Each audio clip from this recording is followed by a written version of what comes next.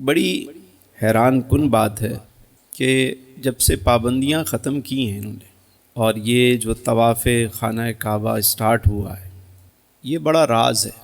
طواف اسٹارٹ ہوا، پابندیاں ختم ہوئیں، تو میرا ایمان و یقین یہ کہتا ہے، میرا وجدان بھی یہ کہتا ہے کہ یہ جو خانہ کعبہ کا چکر ہے اس میں بڑا راز ہے کہ جب یہ اسٹارٹ ہوتا ہے تو کائنات کا پورا نظام گھومنا شروع کر دیتا ہے۔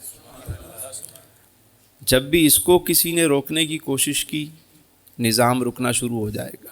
یہی وجہ ہے کہ طواف ہر وقت جاری رہتا ہے، صرف فرض نماز کے لیے رکتا ہے، وہ بھی طواف کرنے والے جو ہوتے ہیں وہ وہیں نماز ادا کرتے ہیں، اس کے بعد پھر شروع ہو جاتا ہے، 24 گھنٹے جاری رہتا ہے۔ الحمدللہ طواف خانہ کعبہ دوبارہ اسی طرح رونقوں کے ساتھ بحال ہوا، اور جوک در جوک معتمرین جو ہے وہ پہنچ رہے ہیں دنیا بھر سے۔ انشاءاللہ دنیا سے بھی یہ بلائیں وبائیں جو ہیں وہ دور ہونا شروع ہو جائیں گی۔ ایک سوال اکثر میرے ذہن میں جو ہے وہ کبھی کبھی آتا تھا، اور وہ سوال بڑا عجیب قسم کا تھا۔ میں سوچتا تھا کہ ہم لوگ جب حرمین طیبین جاتے ہیں تو وہاں رونق جو ہے، پہاڑوں پہ بظاہر کوئی سبزہ نہیں ہے، خشک پہاڑ ہے، راستے میں بھی کوئی ایسی چیز جو ہے وہ بظاہر، ویسے تو وہاں کا ایک ایک ذرہ جو ہے وہ رشک کمر ہے، لیکن بظاہر کوئی ایسی چیز نظر نہیں آتی۔ دنیا میں کئی جگہ سیاحت کے لیے، تجارت کے لیے سفر کیا، کہیں پر جو ہے وہ ہریالی ہے، کہیں برف باری ہے، کہیں لوگ گھومنے کے لیے جاتے ہیں، بہت ساری چیزیں دیکھتے ہیں، نظارے ہیں۔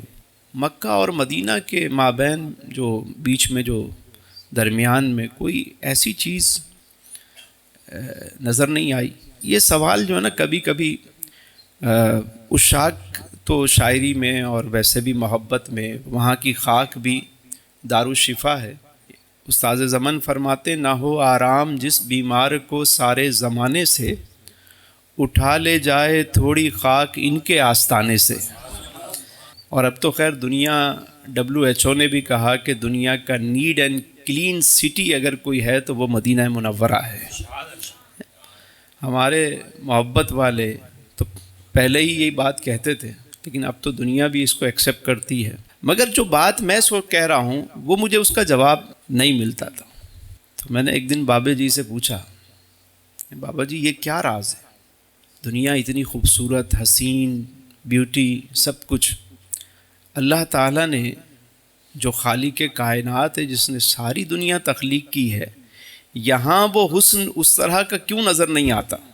تو بابا جی مسکرائے اور کہنے لگے، بیٹا بات یہ ہے کہ رب تعالیٰ یہ چاہتا ہے، اس کی منشا یہ ہے، ان شہروں میں کوئی آئے تو وہ فقط میرے اور میرے محبوب کے لیے آئے۔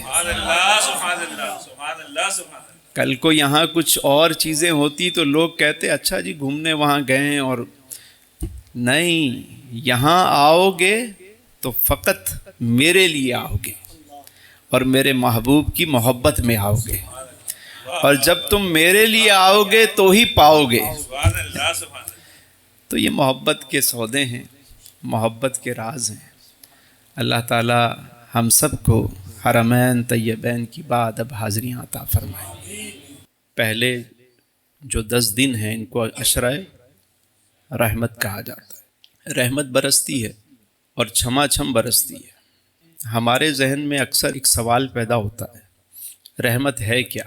اگر ہم عمومی طور پہ دیکھیں، لوگوں سے پوچھیں تو لوگ سوچتے ہیں کہ مال کا مل جانا بڑی رحمت ہے، کوئی مالدار آدمی ہو، کوئی بڑا کرم ہے، بڑا شکر، بس سارو آئے، سب سیٹ ہے۔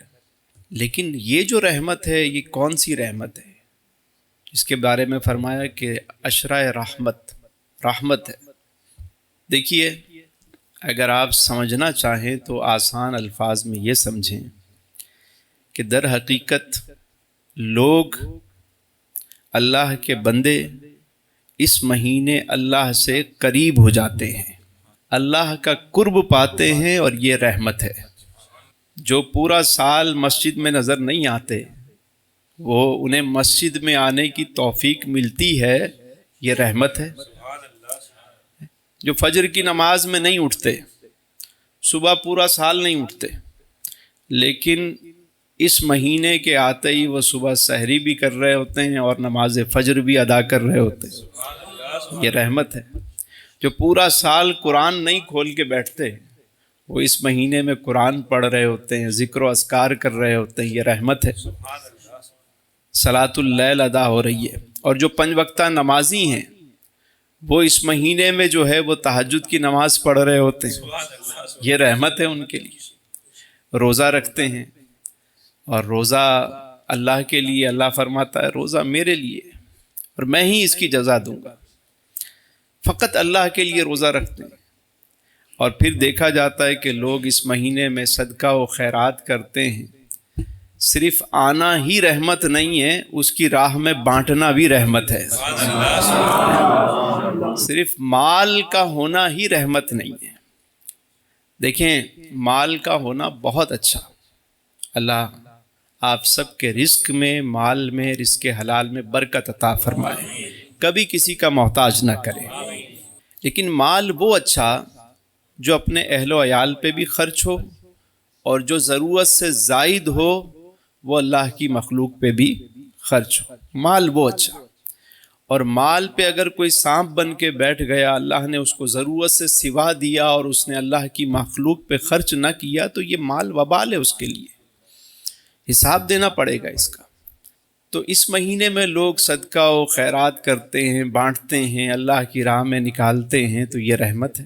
اللہ کی رحمت وہ ہے کہ اللہ فرماتا ہے کہ میری رحمت سے نا امید مت ہو میرے بندے، لا تقنطوا من رحمت اللہ ان اللہ یغفر الذنوب جميعا، کہ میں تو بخشنے والا مہربان ہوں۔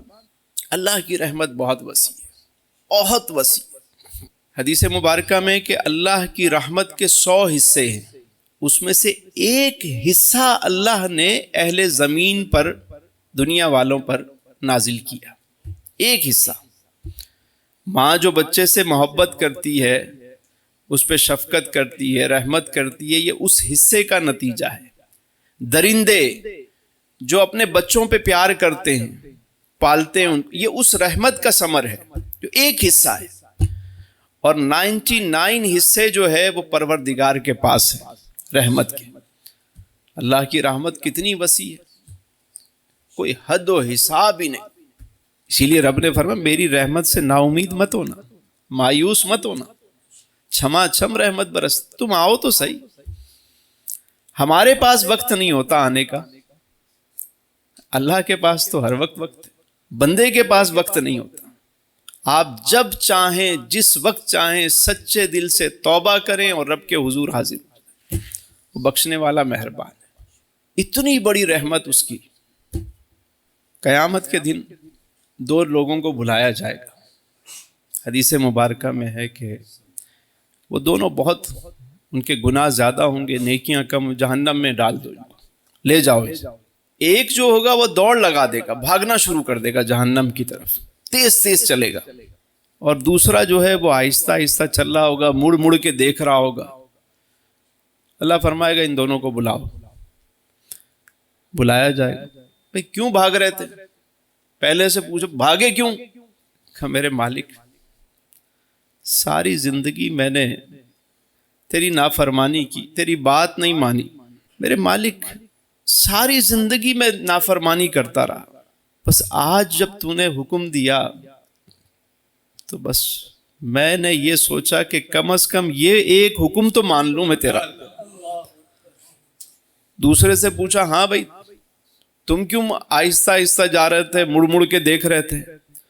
وہ کہنے لگا میرے مالک مجھے یقین تھا کہ تو تیری رحمت وسیع ہے، تو بخشنے والا ہے، تو پاک پروردگار ہے، تو تو معاف کر دیتا ہے، مجھے یقین ہے کہ تو مجھے بخش دے گا۔ اللہ فرمائے گا کہ ان دونوں کو جنت میں بھیج دو، میری رحمت سے انہیں داخل جنت کرو۔ بہانے ڈھونڈتی ہے، مانگنے کا طریقہ آنا چاہیے، بس کس ادا سے خوش ہو جائے۔ جب ماں دنیا والوں کو رحمت کا ایک حصہ ملا اور اس میں سب ہیں، ماں کبھی اپنے بچے کو کہیں نہیں ڈالتی آگ میں، ماں اپنے بچے کے بارے میں غلط نہیں سوچتی، برا نہیں چاہتی اس کا، کہتی ضرور ہے آنے دے تیرے باپ کو، تیری ٹانگیں توڑواؤں گی میں آج۔ کتنی ماؤں نے ٹانگیں توڑوائی ہیں؟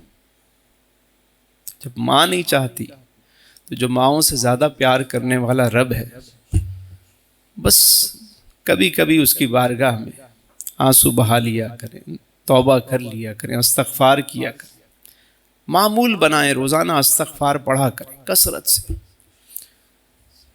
استغفار کی کثرت کیا کریں، درود شریف اور استغفار یہ وظیفہ تو لازم کر لیں اپنے اوپر، روزانہ درود و سلام بھی پڑھیں، استغفار بھی کریں، انشاءاللہ کام بنتے چلے جائیں گے۔ اللہ کی رحمت کتنی بڑی ہے۔ بنی اسرائیل میں ایک شخص تھا، اس نے 99 قتل کیے، 99۔ پھر اسے ندامت ہوئی، پشیمانی ہوئی کہ یار میں نے بہت خون خرابہ کر لیا، چلو کوئی توبہ کرتے ہیں، استغفار کرتے ہیں، کوئی معافی مانگتے ہیں۔ اس نے پوچھا کہ بھائی اس پورے علاقے میں کوئی بڑا عالم ہے ایسا جو مجھے میری توبہ قبول ہو سکتی ہے، مجھے گائیڈ کرے؟ کسی نے بتایا فلاں جگہ پہ ایک راہب ہے، وہاں جاؤ۔ وہ گیا اور جا کے بتایا میں نے 99 قتل کیے ہیں، کیا میری بخشش ہو سکتی ہے؟ لو اتنے قتل کیے، ہو تیری بخشش کیسے ہوگی؟ اس شخص نے جب یہ سنا، اس نے کہا جب میری بخشش ہی نہیں ہو سکتی تو پھر 99 کیوں، پھر 100 پوری سینچری کیوں نہ ہو؟ اس کا بھی کام کر دیا، 100 پورے قتل کر دیے۔ کچھ ٹائم اور گزرا، پھر اسے پشیمانی ہوئی، پھر اس نے سوچا کہ میں کسی اور سے پوچھتا ہوں۔ ایک اور صاحب ملے، عالم تھے، وہ اپنے کتابوں کا علم جانتے تھے، ان کے پاس وہ گیا، کہا میں نے 100 قتل کیے، میری بخشش ہو سکتی ہے؟ کیوں نہیں ہو سکتی؟ اللہ کی رحمت وسیع ہے، تیری بخشش کیوں نہیں ہو سکتی؟ اس نے کہا طریقہ کار کیا ہے؟ کہنے لگے کہ یہاں سے آگے جاؤ، وہ فلاں شہر میں فلاں ملک میں ایک بستی ہے، وہاں اللہ کے نیک بندے رہتے ہیں، اللہ والے ہیں سارے، وہاں ماحول بھی اچھا ہے، نیکوکار لوگ رہتے ہیں، تم وہاں جاؤ، توبہ کرو، ان کے ساتھ رہو، عبادت کرو، ذکر و اذکار کرو، اللہ بخش دے گا تمہیں۔ وہ چلا، جیسے ہی آگے گیا، چلتے چلتے، ظاہر سفر پہلے بڑے مشقت والے سفر ہوتے تھے، ایک ایسا مقام آیا جہاں وہ چلتے چلتے تھک ہار کے اس کی طبیعت بگڑ گئی، اور اسے یقین ہو گیا کہ اب میرا وقت آ چکا ہے۔ جیسے ہی وہ گرنے لگا، اس نے کیا کیا کہ اپنا سینہ، اپنا چہرہ، اپنے ہاتھ اس طرف کو بڑھا دیے، اس بستی کی طرف، کہ جتنا زیادہ ہو سکے میں اس طرف جا گروں۔ گرا، انتقال ہو گیا، فرشتے آ گئے، رحمت کے فرشتے بھی آئے، عذاب کے فرشتے بھی آئے، اب دونوں میں بحث شروع ہو گئی۔ وہ کہنے لگے گناہ گار تھا، کہنے لگے نہیں لیکن چلا تو توبہ کی نیت سے تھا، نہیں لیکن ابھی توبہ کی تو نہیں اس نے، کہا ارادہ تو کر لیا تھا اس نے، چل پڑا تھا یہ اس بستی کی جانب جہاں نیکوکار رہتے ہیں، اللہ والے رہتے ہیں۔ ابھی یہ بحث دونوں میں چل رہی تھی کہ ایک تیسرا فرشتہ انسانی صورت میں آیا، اس نے کہا کہ ایک کام کرو، دونوں طرف کا فاصلہ ناپ لو، دونوں طرف کا فاصلہ ناپ لو، جس طرف یہ زائد ہوگا اس کو اس کھاتے میں ڈال دو۔ جب اسے ناپا گیا تو اللہ رب العزت نے زمین کو اس طرف اور بڑھا دیا جو نیکوکاروں کی طرف رستہ جا رہا تھا، کیونکہ وہ اس نیت اور ارادے سے چلا تھا۔ جب گرے، منہ سوئے میں خانہ تھا، ہوش میں ہوتے ہیں بہکنے والے۔ یہ عشق والے بھی جب اس راہ پہ چل پڑتے ہیں تو گرتے وقت اس نے اس طرف رخ کر لیا، اس بستی کی طرف۔ یعنی محبت والوں کی طرف سفر شروع کریں، اللہ اس کو بھی پسند کر دیتا ہے، بخش دیتا ہے۔ دوسری بات یہ ہے، ہمارے آقا کریم رحمت للعالمین ہے، پوری عالمین کے لیے رحمت ہے۔ رب ہمارا رب العالمین اور کے محبوب جو ہے وہ رحمت للعالمین صلی اللہ۔ میرے حضور کتنے رحیم، کتنے شفیق اپنی امت کے لیے، اللہ اکبر۔ قرآن کریم کی سورہ توبہ میں فرمایا گیا کہ لقد جاءکم رسول من انفسکم عزیز علیہ ما عنتم حریص علیکم بالمؤمنین رؤوف الرحیم۔ کمال آیت، کمال۔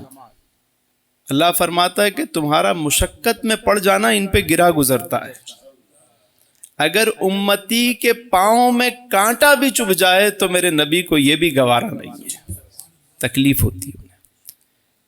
میرے حضور نے اپنی امت کے بارے میں ہمیشہ فکر مند بھی رہے اور محبت بھی فرمائی اور ایسی ایسی تعلیمات فرمائی۔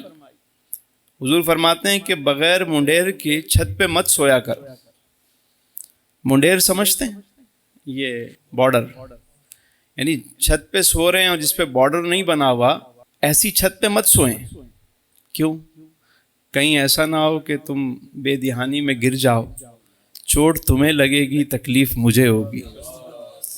ارے میرے امتیوں، پانی دیکھ کے پیا کرو، دیکھ کے پانی پیا کرو، ایسا نہ ہو کہ اس کے اندر کوئی شے ہو اور وہ تمہیں تکلیف دے، تو وہ تکلیف مجھے بھی ہوگی۔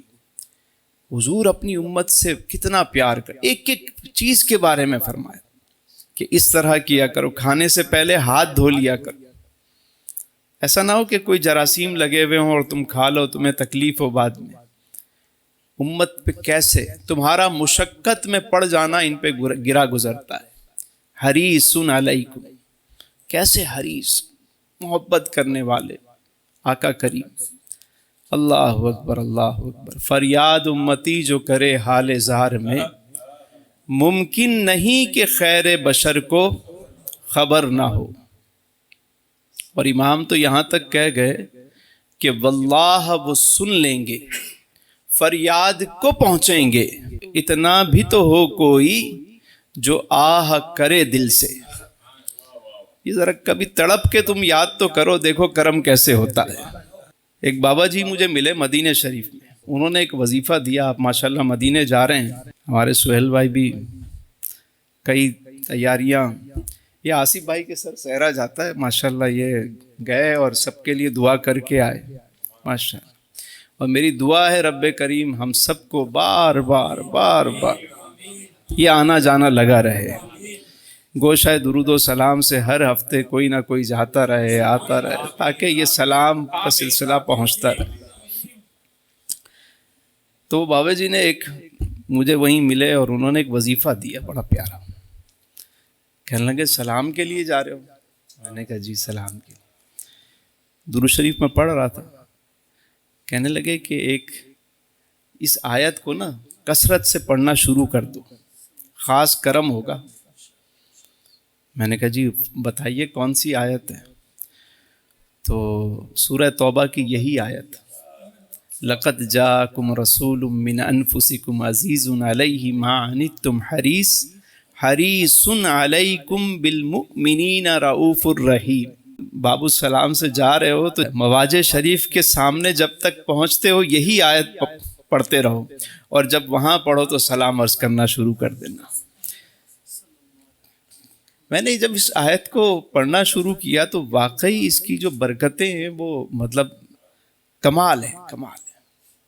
بلکہ عارفین تو یہاں تک لکھتے ہیں اس آیت کے بارے میں، یہ آخری دو آیت جو ہیں، یہ والی اور اس کے بعد والی، فَإِن تَوَلَّوْا فَقُلْ حَسْبِيَ اللَّهُ لَا إِلَٰهَ إِلَّا هُوَ عَلَيْهِ تَوَكَّلْتُ وَهُوَ رَبُّ الْعَرْشِ الْعَظِيمِ۔ یہ سورہ توبہ کی آخری دو آیات ہیں۔ عارفین لکھتے ہیں اس کے بارے میں کہ جو شخص ہر نماز کے بعد اس آیت کو ایک مرتبہ پڑھے اور اس کے بعد درود شریف پڑھ لیا کرے، عارفین فرماتے ہیں اسے قرب مصطفیٰ نصیب ہوگا۔ یہ بڑا مجرب عمل ہے اور بلکہ یہ آیتیں تو وہ ہے، یہ دونوں آیات کریمہ یہ تسخیر کے لیے بھی، لوگ اکثر پوچھتے ہیں کہ کوئی تسخیر اور مسخر کرنے کے لیے اور حصار کے لیے، یہ انتہائی مجرب نسخہ ہے. آپ اس کو پڑھتے رہیں اور اس کی برکتیں دیکھیں. اور اگر حصار کرنا ہو حفاظت کے لیے تو اس کو 21 مرتبہ پڑھ کے رات کو سونے سے پہلے اپنے اوپر دم کر لیں، گھر کا حصار کر لیں، انشاءاللہ حفاظت رہے گی. بڑی برکت والی آیتیں، مطلب تو قرآن کریم کی سورہ توبہ کی آخری 2 آیات ہر نماز کے بعد ایک دفعہ پڑھنا ہے اور درود پاک پڑھنا ہے. ایک اور بات آخری، وہ یہ کہ اللہ کی رحمت برس رہی ہے، عشرہ رحمت میں ہے، رحمت للعالمین کے امتی ہیں الحمدللہ. تو امتی بھی تو باعث رحمت ہو، امتی کا کردار بھی تو باعث رحمت ہو. ہمارا کردار کیسا ہے؟ رحمت للعالمین کے امتی ہیں، کیا ہم اپنے گھر والوں کے لیے باعث رحمت ہیں؟ پڑوسیوں کے لیے باعث رحمت ہیں؟ ہم اپنے آفس میں اپنے کلیگ کے ساتھ، جن کے ساتھ ہم معاملات کرتے ہیں، ان کے لیے باعث رحمت ہیں؟ اپنے ملازمین کے ساتھ باعث رحمت ہیں یا زحمت کے باعث بنے ہوئے؟ یہ ہمیں سوچنا چاہیے. اعزا اقربا کے ساتھ باعث رحمت ہیں. حضور فرماتے ہیں صلی اللہ علیہ وسلم، جان دو عالم فرماتے ہیں کہ تم میں بہتر وہ ہے جو اپنے گھر والوں کے ساتھ بہتر ہے. ایک شخص آیا، اس نے کہا حضور گھر میں مالی مشکلات ہیں. آپ نے فرمایا کہ اپنے رشتہ داروں کے ساتھ صلہ رحمی کرو، اس کے ساتھ تعلقات اچھے کرو، اس سے رزق میں برکت ہوتی ہے.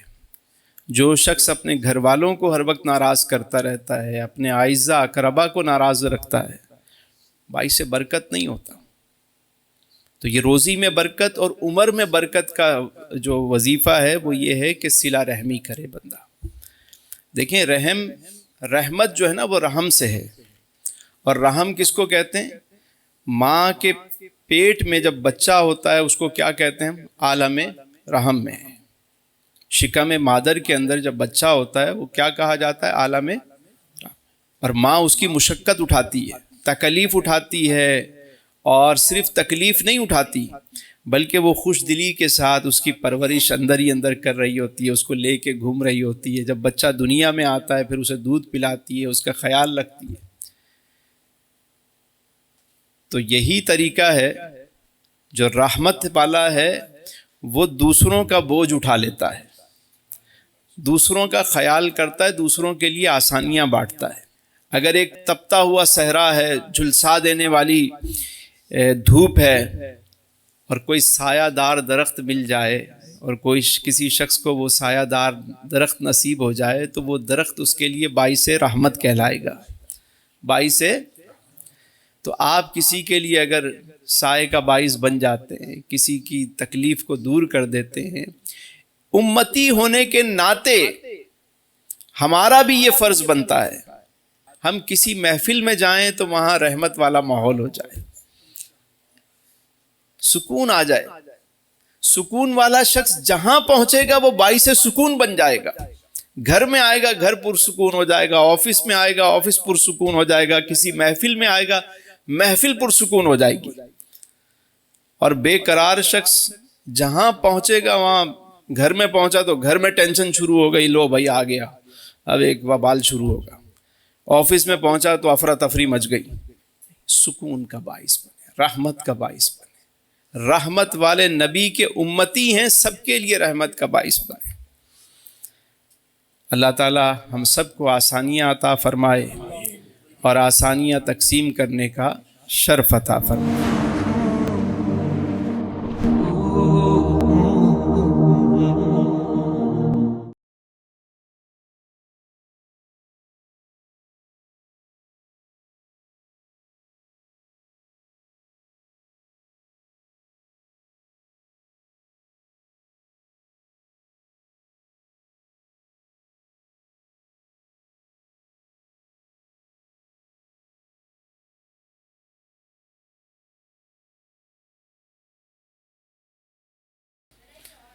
ارے ماشاء